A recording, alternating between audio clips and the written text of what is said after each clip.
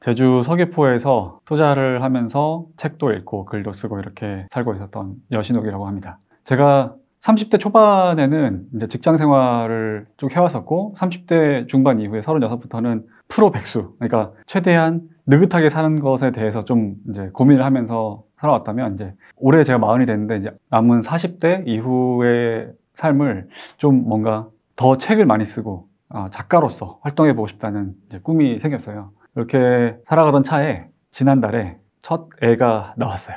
초보 아빠가 됐는데 그러다 보니까 갑자기 굉장히 많은 삶이 바뀌는 것 같아서 지금 근황에서 저한테 제일 중요한 소식이라고 하면은 일단 아기가 생긴 거, 그거라고 볼 수가 있을 것 같습니다.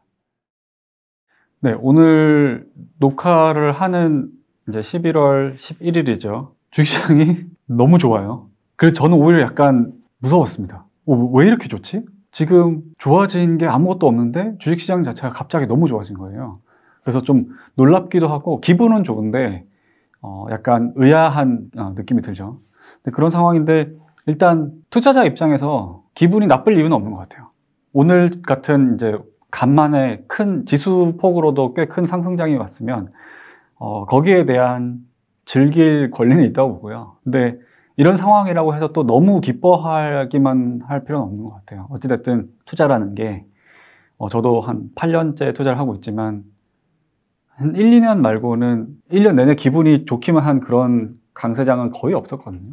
그래서 이게 또 언제 상황이 바뀔 수도 있는 거고, 지금 올해처럼 이제 계속 안 좋았다가 이런 반등이 나온다 그러면 기뻐할 필요는 있지만 너무 지금 상황에서 다시 방심하면서 과감하게 뭐 레버리지 투자를 한다든지 그런 것들만 피하면서 이제 앞으로의 반등이 온다고 하면 그걸 즐기면 어떨까, 그렇게 생각을 합니다.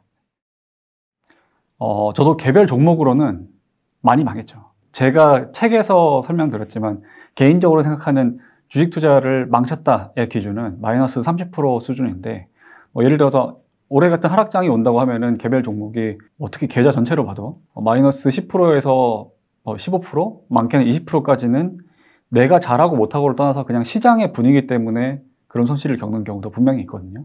근데 개별 종목으로 봤을 때 마이너스 30% 이상 손실이 생겼다 그러면은 일단 이 마이너스 30%라는 손실을 만회하기 위해서라도 43%, 그러니까 꽤 그 40% 이상의 큰 수익을 내야지 본전을 찾을 수 있잖아요. 그래서 그런 부분에서 봤을 때는 본전 회복도 어려울 뿐더러 마이너스 30%까지 손실폭이 커졌다는 것은, 그러니까 우리가 주식을 매수할 때 어떤 특정 부분에 있어서 실수를 한 게 있고 잘못한 게 있다고 생각을 하거든요.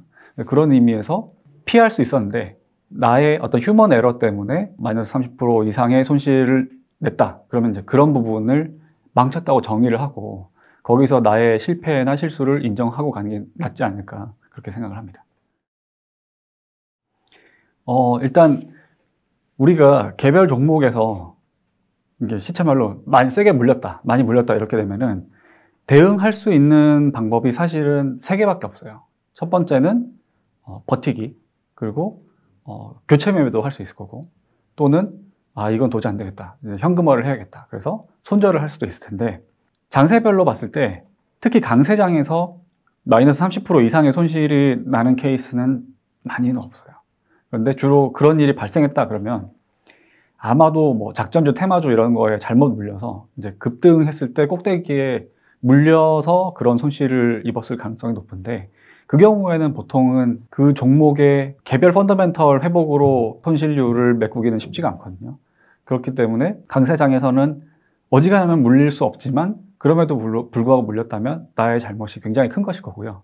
대신에 강세장에서는 다 같이 오르고 있기 때문에 내가 이거를 손절을 하고 다른 종목으로 교체 매매를 한다고 하더라도 비교적 수월하게 나의 손실이나 나의 실수를 만회할 수 있다고 생각해요.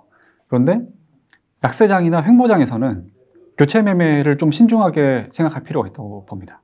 특히 약세장이라고 하면은 다 같이 내리고 있는 과정이기 때문에 내가 지금 물려있는 종목을 팔고 다른 걸 간다고 하더라도 계속해서 그 약세가 이어지면서 그냥 그 하락의 환승만 이루어지는 경우가 많아요.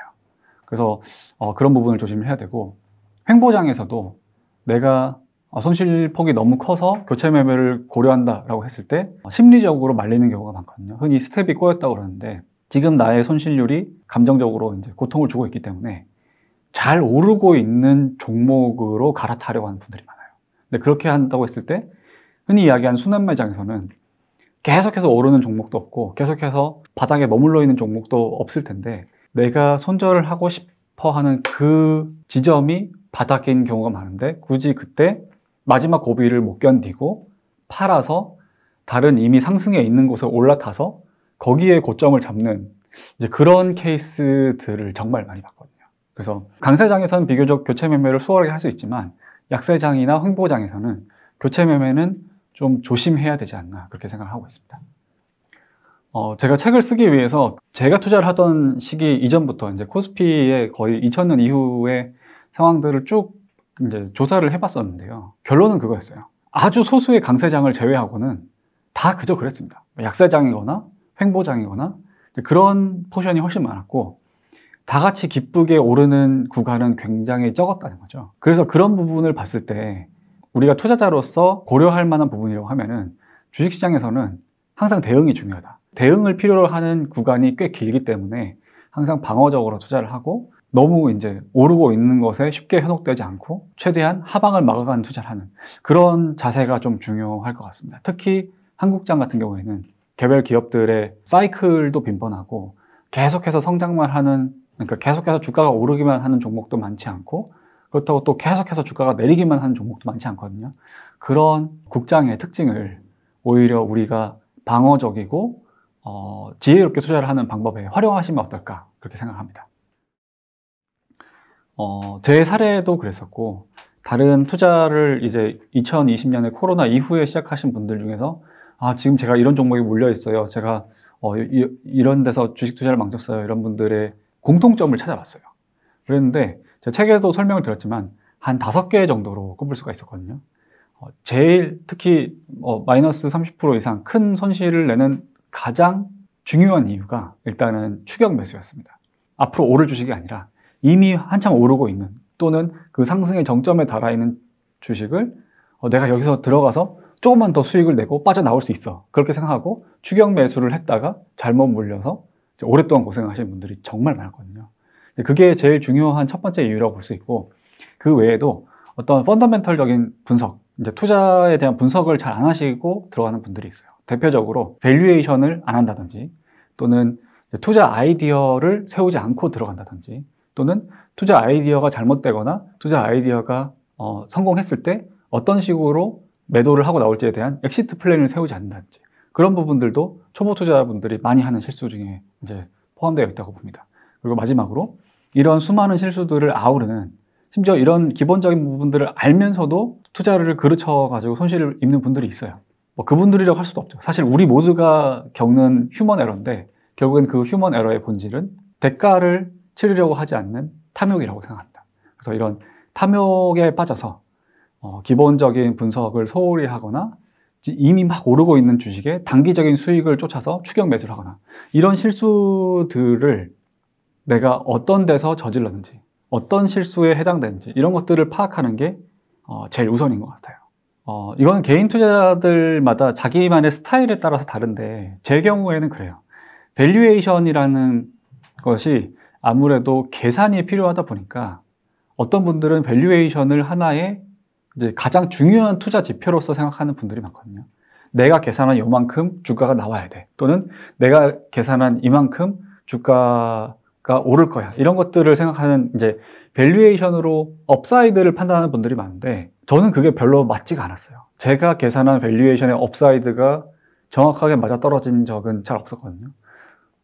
주식시장은 확실히 운이 많이 작용하고 특히 오르고 있는 주가는 사람들에게 추가적인 어떤 수급적인 추가적인 끌림을 발생을 시키다 보니까 거기서 더 오버슈팅 되는 경우도 많았고 그래서 밸류에이션 자체를 저는 업사이드를 위해서 쓰진 않아요. 근데 반면에 제가 밸류에이션을 활용해서 투자 전략을 세운 거는 다운사이드를 봅니다. 역사적으로 이 기업이 이 정도로 긴 업력을 이어왔는데 그동안 상장되어 있을 때 이런 평가를 받았다. 아무리 이 기업의 업황이 이만큼 안 좋더라도 이 정도 밸류에이션 이하로는 안 빠지더라. 그런 이제 밸류에이션에 비춘 하방을 지지하는 정도가 어느 정도인지 그런 하방을 찾기 위해서 저는 밸류에이션을 주로 활용했습니다. 투자 아이디어를 세우는 것도 개인 투자자들만의 그 각자의 스타일이 묻어나거든요. 어떤 분들은 열심히 조사를 해서 내가 찾고자 하는 기업의 분기 실적 같은 것들을 거의 억 원대 단위로 이제 세밀하게 찾아가지고 그걸 통해서 투자를 하시려는 분들도 있고, 어떤 분은 좀 더 긴 인사이트를 보고 장기적으로 초장기로 투자를 하시는 분도 있는데, 저 같은 경우에는 제가 개인적으로 선호하는 투자 아이디어라고 하면 그런 식인 것 같아요. 저는 좀 선이 굵은 투자를 선호하다 보니까 내가 이 종목을 사서 설령 물리더라도 나는 2년은 충분히 버틸 수 있어. 2년, 3년은 충분히 버텨서 그 사이에 물타기를 하면서 수익을 내고 나올 수 있어. 그런데 이 기업의 개별적인 업황을 분석을 했을 때 지금은 좋지 않지만 1년 뒤쯤 되면은 충분히 좋아질 거고, 2, 3년 물릴 각오로 들어갔는데 1년 뒤에는 좋아질 수 있다. 이런 기업을 선호하고 그런 기업에 투자를 하는 개인적인 스타일을 갖고 있습니다.